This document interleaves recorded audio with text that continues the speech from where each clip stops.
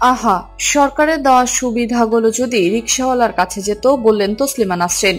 বনানী এফা টাওয়ারে অগ্নিকাণ্ডের ঘটনায় দেশে আলোচিত, সমালোচিত এবং নির্বাসিত লেখিকা তসলিমা নাসরিন সামাজিক যোগাযোগ মাধ্যম ফেসবুকে একটি স্ট্যাটাস দিয়েছেন।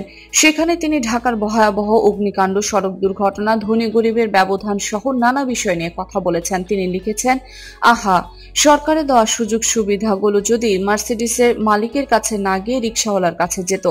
আজ শনিবার নিজের ভেরিফাইড ফেসবুক অ্যাকাউন্টে তিনি এই আকাঙ্ক্ষার কথা প্রকাশ করেন। তার স্ট্যাটাসটি হুবহু তুলে ধরা হলো। ঢাকার বহুতল ভবনে বারবার আগুন লাগছে, মানুষ মারা যাচ্ছে।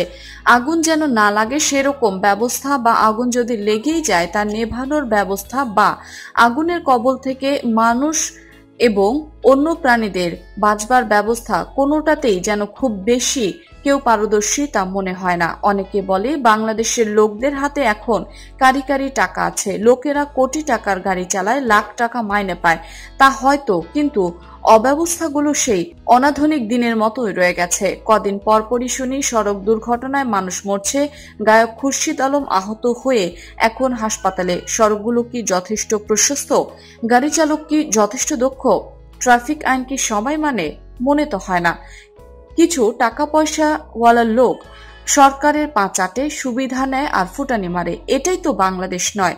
প্রতারণার শিকার অসংখ্য অনাথ শিশু, বাল্যবিবাহের শিকার অসংখ্য বালিকা, পিতৃতন্ত্রের শিকার অসংখ্য নারী, পুঁজিবাদের শিকার অসংখ্য দরিদ্র মানুষের আরেক নাম বাংলাদেশ।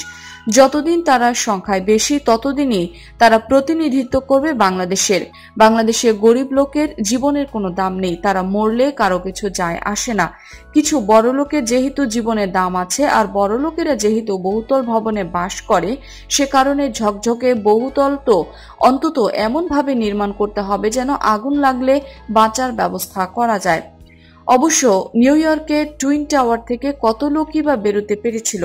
ধর্মে বিশ্বাস করা মানুষের দুঃখ কম হয় মানুষের মৃত্যুতে, কারণ তারা মনে করে মৃত্যুর ওই সময় লেখা ছিল বলেই মৃত্যু হয়েছে। কিন্তু আমরা যারা ধর্মে বিশ্বাস করি না, যারা পরকালে বিশ্বাস করি না, তারা ইহকালে মানুষের চমৎকার জীবন দিতে চাই, মানুষকে যতটা দীর্ঘ সম্ভব বাঁচিয়ে রাখতে চাই সবার জন্য সুশিক্ষা, সুচিকিৎসা, সুস্থ সমাজ, নিরাপদ সড়ক, নিরাপদ দালান কোঠা, সর্বোপরি নিরাপদ রাষ্ট্র, যেখানে ছোট বড় সকলের সমান মূল্য।